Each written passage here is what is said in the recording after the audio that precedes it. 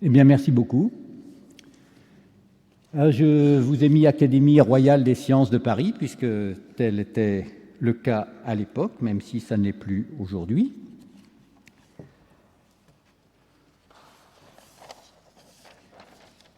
Alors, comme les thèses marchent toujours par 11, je vous ai préparé 11 thèses sur Condorcet et les progrès de l'esprit humain. Je vais vous lire les 3 premières pour commencer, et je vais en même temps commenter la douzaine de diapositives que j'ai préparées. Alors, ma première thèse, c'était Condorcet, certes, peut parfois rêver, mais il est homme de terrain plus qu'on ne le croit, y compris en politique. Et ça, c'est un acquis des études biographiques locales en Picardie et dans le Dauphiné, notamment par Bernard Vinault et par Simone Chamou, dans le cadre du bicentenaire de la Révolution française et du bicentenaire de la mort de Condorcet. Alors, qu'est-ce que je veux dire par là ? Condorcet, il avait une famille maternelle chez qui il vivait, parce que son père est mort quand il avait quelques jours seulement. Cette famille maternelle, c'était bien entendu sa mère, mais c'était aussi le frère de sa mère, l'oncle Gaudry, qui était subdélégué de l'intendant de Soissons à Ribemont, en Picardie, à côté de Saint-Quentin. Subdélégué d'intendant, ça voulait dire à l'époque que tout passait par lui dans ce qui est l'équivalent d'un district ou d'un arrondissement.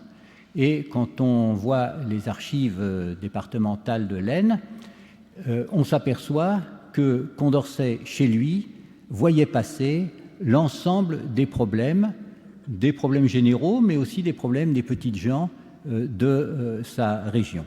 Et il y est resté très longtemps et il y est resté très attaché. D'autre part, bien que sa famille paternelle n'ait pas été présente, il avait gardé des relations avec elle. Et un noble d'il y a un bon demi-siècle, qui s'appelait Jacques de Coursac, a publié dans le bulletin de la Société archéologique et historique et statistique de la Drôme des morceaux de correspondance de toute la famille de Condorcet, sa mère, Condorcet lui-même, sa fille, etc., avec l'évêque, qui était oncle paternel de Condorcet, mais avec un certain nombre d'autres personnes, et qui nous ont montré quelle pouvait être la réaction dans sa chair qu'avait Condorcet avec un certain nombre de questions religieuses. En particulier, sa famille paternelle était à l'origine protestante et avait été rectifiée par les dragonnades. Voilà. Alors, c'est important, je crois, de remettre le personnage un peu dans ses origines et de ne pas le regarder uniquement à partir de ses textes. Alors, Condorcet, il est d'abord mathématicien. Et il est d'abord mathématicien pur, même d'une façon qu'on trouvait exagérée à l'époque. Donc, s'il y a des questions sur le sujet, Christian Gillin, qui est ici et qui en est le meilleur spécialiste, répondra à ma place. Et puis Condorcet s'est mis à travailler le calcul des probabilités, mais aussi en relation avec le droit, avec les sciences morales et politiques, dès 1767, donc il avait moins de 30 ans. Et son premier manuscrit, il part de 3 auteurs, Montesquieu, Rousseau et Beccaria. C'est-à-dire pas du tout ce qu'on attendrait, puisque ce qu'on attend, ce sont ses maîtres proclamés, à savoir Voltaire, d'Alembert et Turgot. Voilà. Alors, après, je ne vous parle pas de l'ensemble de sa vie, bien entendu. Vous savez, il a été élu à l'Académie des sciences en 1769. Il en a été secrétaire perpétuel, d'abord secrétaire adjoint en 73, puis secrétaire en titre en 76. Il a participé au ministère Turgot, s'est engagé ensuite dans quantité de choses, et en particulier dans la Révolution. Et l'ouvrage dont nous allons parler le plus ici, le tableau historique, il l'a écrit dans la clandestinité en 1793-1794. Alors, je voulais commencer par un petit préalable sur le progrès. Parce qu'on parle beaucoup aujourd'hui du progrès. On dit les dégâts du progrès. Certains disent « vive le progrès ». Alors, j'ai essayé de regarder un petit peu ce qu'on en disait au XVIIIe siècle. Eh bien, le progrès, j'ai bien mis entre guillemets, ça n'existe pas. Ça n'a aucun sens. Je vous ai mis un certain nombre de dictionnaires, là, mais si on prend par exemple le discours préliminaire de l'encyclopédie, le mot progrès, qui part d'Alembert, qui paraît en 1751, le mot progrès y apparaît 29 fois, 26 fois au pluriel, 3 fois au singulier, mais dans un sens partitif, c'est-à-dire moralement au pluriel, et c'est toujours les progrès de quelque chose. Alors, ça peut être les progrès des sciences, le progrès de telle ou telle science, de tel ou tel art, mais c'est aussi un peu les progrès de la connaissance, des connaissances, les progrès de la raison, les progrès de l'imagination, etc. Et vous verrez que ça, c'est important par rapport à Condorcet. Dans l'encyclopédie même, il n'y a pratiquement pas d'article progrès. Il y a 2 tout petits articles, mais qui n'ont pas grand-chose à voir avec ça. Et le pasteur Mouchon, dans sa table qu'il fait dans la fin des années 1770, estime, dans la partie index de sa table, qu'il faut rétablir un article qui sera progrès de la philosophie, des sciences et des arts, etc. Et il va chercher, disséminer un petit peu partout dans l'encyclopédie, quelles sont les notions et les idées qu'on doit montrer à cette occasion. Donc vous voyez que cette idée un peu plus absolue du progrès, elle mûrit progressivement, mais très progressivement. Et évidemment, tout le monde a à l'esprit à l'époque le discours préliminaire de l'encyclopédie, mais tout le monde a à l'esprit aussi le discours ou la dissertation de Jean-Jacques Rousseau à l'Académie de Dijon, qu'on pourrait transcrire dans nos termes actuels en disant que le progrès des sciences et des arts n'implique pas forcément le progrès des mœurs et de l'humanité. Voilà. Donc tout le monde a ça en tête, et évidemment, Condorcet, dans son tableau historique, il va répondre à ce genre de choses. Alors, les tableaux historiques des progrès de l'esprit humain ou de la marche de l'esprit humain au XVIIIe siècle, surtout dans la deuxième moitié du XVIIIe siècle, il y en a des quantités. Alors, je vous en ai mis quelques-uns ici, qui sont bien connus, mais je voudrais insister sur 3 dont on ne parle pas. Parce que, je vous ai dit tout à l'heure, Condorcet, c'est d'abord un mathématicien, mais c'est aussi un scientifique en un sens plus large que les seules mathématiques. Et puis, secrétaire perpétuel de l'Académie des sciences, donc il est au centre de l'information scientifique et technique, il est au centre de l'action, il est au centre de l'organisation scientifique. Alors, il y a 3 noms, là, même 4 d'ailleurs, que vous connaissez peut-être moins. C'est Montucla, Saverien, Paolo Frisi et Grandjean de Fouchy.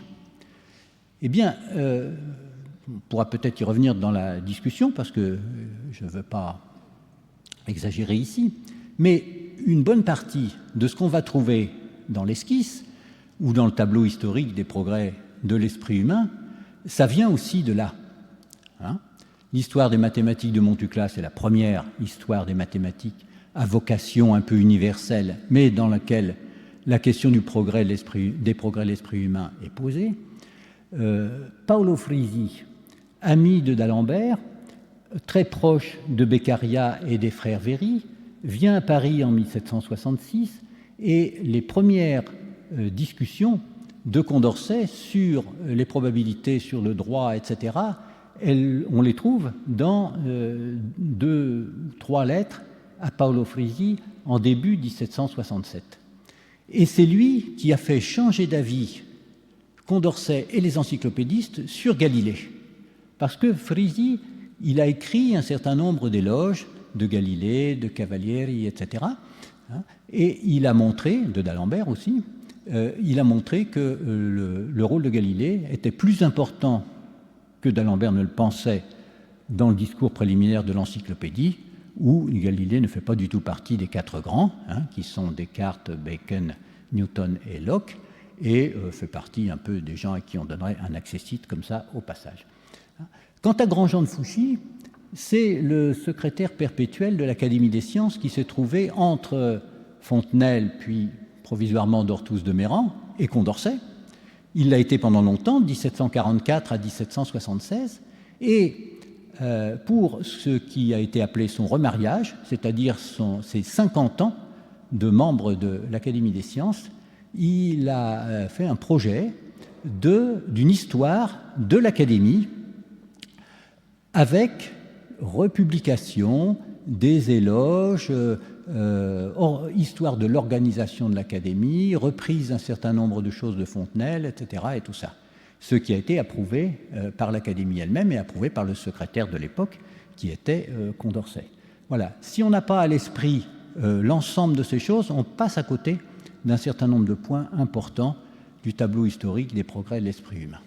Et puisque je suis sur cette question de l'Académie des sciences, j'ajouterai qu'il faut absolument lire dans les mémoires de l'Académie qui paraissent annuellement le début, qui s'appelle la partie Histoire, dans laquelle le secrétaire fait normalement des résumés des différents mémoires qu'il va y avoir. Or, Condorcet, lorsqu'il fait ces résumés, eh bien, il ne les fait pas simplement d'une façon neutre, quoi. Il y met de lui-même. Et on s'en aperçoit petit à petit, de façon diverse, selon les cas, et il va y avoir beaucoup de choses de ce genre qui vont être reprises dans le tableau historique. Alors, ce tableau historique des progrès de l'esprit humain, c'est un processus qui dure plus de 20 ans chez Condorcet. Ce n'est pas du tout ce qui s'est passé, uniquement ce qui s'est passé à l'époque de la clandestinité sous la Révolution. Il y a un premier projet en 1772, autour de l'accession au secrétariat de l'Académie des sciences. Un deuxième projet qu'on a eu du mal à dater, mais grâce aux travaux de Nicolas Riocco ici, de Claire Bustaret, etc., notamment des travaux d'étude des papiers, des manuscrits, des filigranes, etc., on a réussi à montrer que c'était 1787-1788. Et puis il y en a un troisième dans la clandestinité. Alors je vais vous dire deux mots du premier, ensuite je vais passer au dernier, et puis je vais terminer, et je serai, je pense, dans les temps. Alors le projet de 1772 d'Alembert n'avait pas l'intention, c'était un savant qui dominait d'une certaine manière intellectuellement l'Académie des sciences à l'époque, il n'avait pas l'intention pour lui de devenir secrétaire perpétuel de l'Académie des sciences. Il est d'ailleurs devenu à cette époque secrétaire perpétuel de l'Académie française, ce qui demandait moins de travail. Mais il avait songé un moment à Bailly, et puis finalement il s'est prononcé pour Condorcet. Alors on a demandé à Condorcet de donner un échantillon de ses talents, de façon à pouvoir lui faire briguer ce poste de secrétaire de l'Académie. Il a commencé par faire un éloge de Fontaine. Alors Fontaine, c'est un mathématicien assez étrange, mathématicien pur dans toute sa splendeur, qui voulait par exemple sur les équations différentielles, comme Condorcet ensuite, et sur d'autres choses, les regarder d'abord dans leur généralité et ne les appliquer qu'ensuite aux phénomènes physiques, mécaniques, etc. Bon, cet éloge de Fontaine, Condorcet en a écrit plusieurs versions, il n'était pas très diplomatique, etc. Bon, mais ce n'était pas suffisant. Alors, on a demandé... Condorcet a fait aussi un essai sur l'imprimerie, parce que c'est une question qui était très chère, et puis un éloge des académiciens morts avant le secrétariat de Fontenelle, de 1666 à 1699. Donc tout ça a été considéré comme tout à fait remarquable par les académiciens, et Condorcet avait l'intention d'en faire un livre dans lequel il aurait ajouté une très longue introduction qui était une histoire de l'Académie et une histoire des sciences, au moins depuis le début de l'imprimerie. Ça fait partie d'un combat qu'il a, du combat de la raison contre la superstition, contre les préjugés. Il a écrit également un almanach anti-superstitieux qu'il n'a pas publié, et qui a été publié il y a une vingtaine d'années par Anne-Marie Chouillet, à laquelle on peut rendre hommage ici, qui est décédée il y a quelques mois. Le projet de 1787-88, je n'en parlerai pas parce que le temps nous manque ici, mais je veux simplement dire à quel point l'étude concrète des manuscrits est importante si on a envie non seulement de dater les textes, mais aussi de pouvoir les remettre dans leur contexte. Alors, le projet de 1793-94, vous savez que c'est Sophie de Grouchy, la femme de Condorcet, qui lui a demandé d'écrire cela, sachant qu'il avait déjà à son actif un certain nombre de tentatives à avorter. Et il faut regarder comment. C'est la dernière partie assez brève de mon exposé ici. Comment il a rédigé ce genre de choses. Il était dans la clandestinité, il ne savait pas tellement pour combien de temps il allait y rester, c'était un peu risqué et tout ça.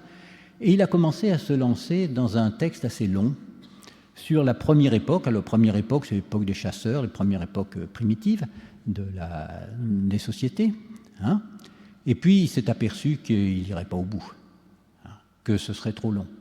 Alors, c'est là qu'il a décidé de se rabattre sur un livre beaucoup plus court, celui que vous connaissez tous, qu'on appelle l'esquisse habituellement, qu'il avait appelé le prospectus à l'époque, un tableau historique des progrès de l'esprit humain. Et puis il a gardé ce début de rédaction d'un ouvrage plus large, il l'a gardé de côté comme ça, il l'a appelé fragment 1. Et au fur et à mesure qu'il écrivait le petit ouvrage, l'esquisse, il se rendait compte d'un certain nombre de développements qu'il fallait faire. Alors, il rédigeait de nouveaux fragments qu'il a numérotés dans l'ordre chronologique, tout simplement. Fragments 2, 3, etc., jusqu'à 16. Et puis, sur ces fragments, de temps à autre, il fallait faire des notes. Donc, on a des notes de 1 jusqu'à 10. Au début, il avait un peu abandonné l'idée du grand ouvrage. Et si vous regardez les 3 premières époques de l'esquisse, vous verrez qu'il n'est pas question de ça. Alors qu'à partir de la 4e époque, le texte est émaillé de « nous montrerons que »,« nous verrons dans le grand ouvrage que », etc. C'est-à-dire qu'il est revenu à un projet beaucoup plus ambitieux qui pourrait faire 10 fois, 20 fois ce qui est devenu l'esquisse. Alors, je dis un mot sur les époques, rapidement. Vous voyez, il y en a 10. Et la 10e époque s'appelle « Des progrès futurs de l'esprit humain ». Alors là aussi, ça n'allait pas de soi. Pourquoi ça n'allait pas de soi? Eh bien, si on regarde le manuscrit de près, et d'ailleurs dans cette édition tout à fait remarquable de François Huncker de 1966, les passages qui sont ajoutés dans l'édition publiée de l'an 3, en 1795, par rapport aux manuscrits qui subsistent à la bibliothèque de l'Institut juste à côté, ces passages ont été mis entre crochets. Eh bien, on voit qu'il n'était pas question de la 10e époque. On s'arrêtait à 9. Et le projet de Condorcet, au départ, c'était simplement, à titre de conclusion, de dire un mot sur les progrès futurs de l'esprit humain, comme ça. Et puis, il en a fait véritablement une 10e époque à part entière. Voilà. Alors, il a hésité un peu sur les différentes époques. Et par exemple, est-ce qu'on fait commencer à Descartes ou est-ce qu'on fait commencer à Newton, la dernière, etc. Alors, vous voyez, il y a des personnages dont on parle peu maintenant, à tort, Julien Laposta, par exemple, Frédéric II de Hohenstaufen, des personnages qui sont considérés comme étant fondamentaux pour lui dans l'histoire. Alors, je vous ai dit qu'il y avait des nombreux fragments, je n'y reviens pas, mais tout à l'heure, il m'est venu à l'idée la question suivante que vous allez peut-être m'auriez peut-être posée si j'y répondais pas d'avance. Finalement, en publiant ceci, parce que vous voyez l'esquisse, c'est ça, et il y a une dizaine d'années, on a publié ceci, c'est-à-dire le tableau historique des progrès de l'esprit humain avec toutes les ébauches avant, tous les fragments, les dossiers, etc. Bon, est-ce que finalement, cette publication, ça apporte quelque chose sur le fond? C'est-à-dire, est-ce que c'est simplement des développements, quelquefois anecdotiques, quelquefois érudits, ou est-ce que ça change un peu la perspective? Alors, je répondrai en 2 temps. Premièrement, le fragment sur la langue universelle. Et deuxièmement, ce qui est appelé les méthodes techniques, et qui nous fait penser, c'est anachronique ce que je vais dire, bien sûr, hein, mais enfin, vous me l'excuserez, en quelques secondes, hein, aux ordinateurs, aux tableaux Excel, etc. Ça ne se trouve pas dans l'esquisse, ou ça se trouve au détour d'une phrase comme ça, mais on ne peut pas le voir. Mais il y a une autre raison pour laquelle je pense qu'il est très important de publier l'ensemble de ces choses. Parce que ça montre sa façon de travailler, bien sûr, mais nous, ça attire notre attention sur des choses qui peuvent être tout à fait différentes de celles qui étaient venues à notre esprit au moment de la lecture. Je me suis dit, bon, l'esquisse, je l'ai peut-être lu 10 ou 20 fois, hein, mais je l'ai lu 10 ou 20 fois, et en quelques années, de façon très différente à chaque fois. Alors, quelquefois, c'était simplement pour vérifier les fautes de frappe et de transcription, mais ça n'empêche pas de réfléchir. Hein. Mais d'autres fois, c'était par rapport à tel ou tel sujet, etc. Et quand on regarde comment il a travaillé, hein, par exemple, quand on voit la façon dont il a ajouté une justification de l'idée de regarder les progrès futurs de l'esprit humain en l'accrochant à sa théorie du motif de croire, c'est-à-dire un peu à sa théorie de la connaissance, etc., qui n'était pas prévue au début, hein, comment il a apporté ces justifications, ces compléments, eh bien, on ne lit plus la 10e époque de la même façon. Voilà. Alors, je vais terminer. Voilà, les arbres, les fragments, etc. Je passe. Hein, et je vais vous dire un mot de cette expression tableau historique. Parce que on pourrait se dire, tableau historique, c'est un peu des mots comme ça, quoi, hein, un peu métaphorique, un peu façon de dire. Hein.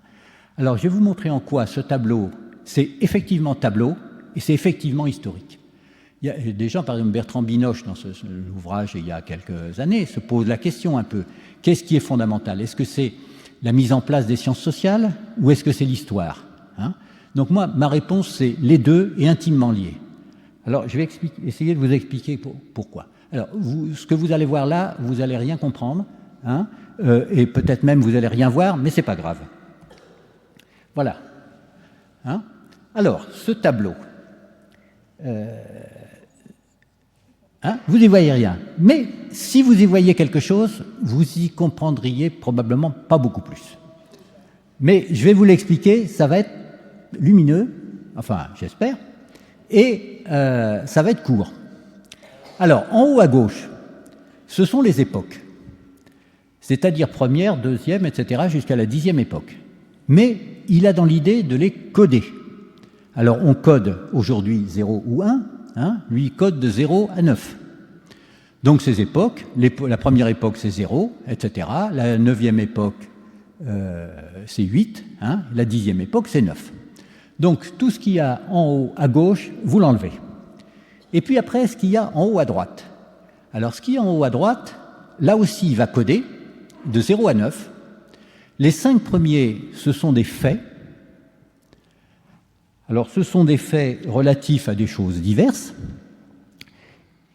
Et puis, les 4 suivants, alors ces choses diverses, ce sont les sciences, ce sont la morale, ce sont les facultés intellectuelles, etc. Les 4 suivants, ce sont ce qu'il appelle des observations, c'est-à-dire, on va dire, des remarques, des considérations, des réflexions, à peu près sur les mêmes choses. Et puis la 10e, donc la numéro 9, ce sont des principes. Et ensuite, à l'intérieur, donc ça, on va dire que ce sont des rubriques, hein, 5 rubriques de faits, 4 rubriques d'observation ou réflexion et une rubrique de principes. Et puis, à l'intérieur, il va faire des sous-rubriques. Et ces sous-rubriques, pour les 4 premières, ça va être les mêmes. Il y aura les faits généraux, c'est-à-dire les faits universels, les faits historiques, c'est-à-dire les faits collectifs, et puis les faits individuels. Pour les autres rubriques, pareil, il va faire des sous-rubriques. Alors en fait, ça donne ça. C'est-à-dire qu'il y a vraiment un tableau. Hein. Donc là, on fait abstraction des époques, on fait abstraction du temps. En haut, les 5 premiers, donc 0 à 4, hein, ce sont les faits relatifs aux mœurs, aux sciences, aux arts, etc. Hein. Ensuite, c'est les observations. Ensuite, ce sont les principes, et chacun avec leur subdivision. Donc, je prends un exemple. Hein. Au XVIe siècle, Agricola a été le premier à expliquer, montrer l'importance des mines et de la métallurgie, etc. Au XVIe siècle, c'est donc la 8e époque, donc ça va être que des 7. Hein. Ce sont des faits relatifs aux sciences et aux arts, donc ça va être que des 3. Et ce sont des faits individuels, puisque c'est Agricola, c'est une personne, donc ça va être que des 2. Donc 7, 3, 2, 732. Hein. Et ensuite, eh bien, on va mettre les époques là-dedans. Alors je vous les ai mis en bas en petit, mais on peut faire un tableau comme ça. Donc les tableaux, je les ai mis horizontaux cette fois-ci, hein, et puis les époques, je les ai mises en verticale. Donc votre 732, ben, vous pouvez le trouver là, mais en même temps, ça circule à travers le tableau. C'est-à-dire que le fait qu'Agricola se soit occupé de façon sérieuse des mines et de la métallurgie à une certaine époque, ça a des conséquences sur l'époque suivante, hein, sur la généralisation des mines, sur tout un tas de choses comme ça. Et donc, dans le tableau, vous pouvez monter directement d'une époque à une autre, ou vous pouvez aller des faits aux observations, ou des faits ou des observations aux principes, ou vous pouvez aller des sciences vers les arts, etc. Voilà. Donc, lorsque Condorcet dit tableau historique des progrès de l'esprit humain, tous ces mots sont extrêmement importants. Ce sont des progrès de l'esprit humain, ce n'est pas du progrès, ce n'est pas des progrès des techniques, ce sont les progrès de l'esprit humain. Et effectivement, ces tableaux, c'est historique, il y a la place pour une mise en place des sciences sociales, mais il y a aussi la place pour l'histoire. Voilà. J'ai fini.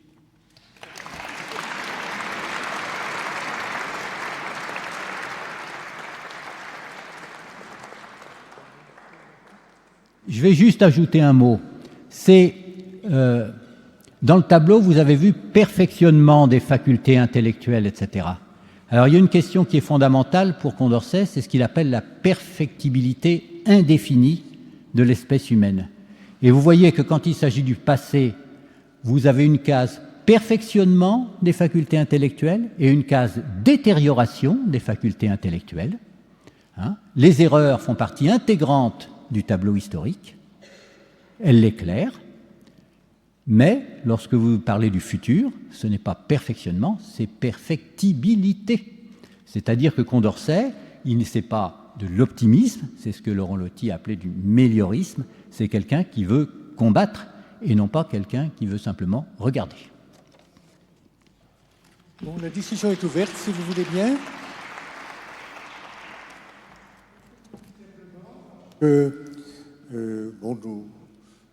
Il ne faut pas consommer plus d'une demi-heure pour exposer les discussions. Alors, la discussion est ouverte.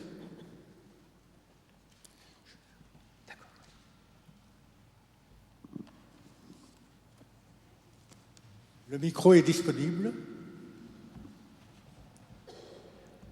Il y a des appels là en haut. Ah non, vous avez un micro ici. Oui, Marie-Chemla.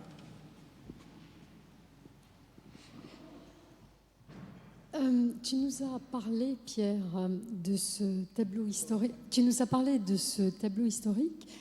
Quels étaient les objectifs que Condorcet assignait à ce tableau historique? Comment pensait-il que ses lecteurs éventuels utiliseraient ce tableau? Bon, on est quand même obligé un petit peu de passer aux conjectures hein, sur ce genre de choses, parce qu'il l'a écrit dans la clandestinité. Ensuite, il est sorti de chez Madame Vernet, il a erré quelques jours, et puis finalement, il a été reconnu et il est mort en prison. Hein. Donc, il ne le dit pas explicitement. Hein.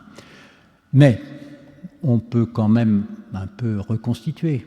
Hein. D'abord, pour lui, le combat essentiel, c'est le combat de la raison contre les préjugés et la superstition. Hein. Alors, si on veut combattre les préjugés et la superstition, premièrement, il faut les connaître. Deuxièmement, il faut voir comment ils ont pu être combattus à diverses époques et comment il a pu y avoir aussi des retours. Hein. Donc là, il y a dans l'édition de François Inquer, c'est page 84-85, juste à la fin du préambule de l'esquisse, il y a un passage tout à fait merveilleux dans lequel il explique que les erreurs font partie intégrante du tableau historique des progrès de l'esprit humain, qu'elles sont d'ailleurs nécessaires, comment elles sont arrivées, comment on doit les combattre, comment de nouvelles erreurs apparaissent lorsqu'on fait des progrès dans les connaissances, etc. Hein. Et à ce moment-là, il dit de façon presque explicite, il répond de façon presque explicite quand même à ta question, hein, à savoir que pour mener un combat, il faut faire l'étude approfondie, hein, de l'ensemble des conditions dans lesquelles il a pu être mené à divers moments. Bon, c'est peut-être un peu insuffisant comme réponse, hein, mais... Autre question? Alors, si je pourrais ajouter quelque chose quand même, c'est que, bon, on a vu une discussion avec Marcel Dorigny, Catherine Kinsler et Jean-Pierre Chandler à propos des classes, hein, parce que s'il y a une chose que Condorcet ne voit pas du tout, et qui va être la grande affaire du 19e siècle, hein, et du 20e, ce sont les classes sociales antagoniques, hein, et la façon dont les choses vont... Alors pour lui, le mot classe, il a deux sens différents. C'est-à-dire que d'un côté, il y a la classe des gens qui ne vont pas avoir les lumières et qui vont être dépendants des autres, et de l'autre côté, il y a le mot classe au sens de classe sociale comme nous on l'entend aujourd'hui. Hein. Donc si on lit vite Condorcet, on risque de faire des confusions, hein, parce que ces acceptions peuvent apparaître à divers moments de ces textes. Or, il écrit un texte en juin 1793 en disant que toutes les classes de la société n'ont qu'un même intérêt. C'est-à-dire que sur la question de ce que nous on a appelé après la lutte des classes, il n'y voit rien du tout. Hein. Il voit une société qui doit être en harmonie. S'il y a de bonnes lois et s'il y a une bonne instruction publique, toutes ces choses-là ne doivent pas exister. Alors, au contraire, en ce qui concerne le combat de la raison contre les préjugés, là, ce n'est pas du tout une harmonie. Il y a un clivage sur lequel il insiste. Donc là, dans le tableau historique, on est en plein là-dedans.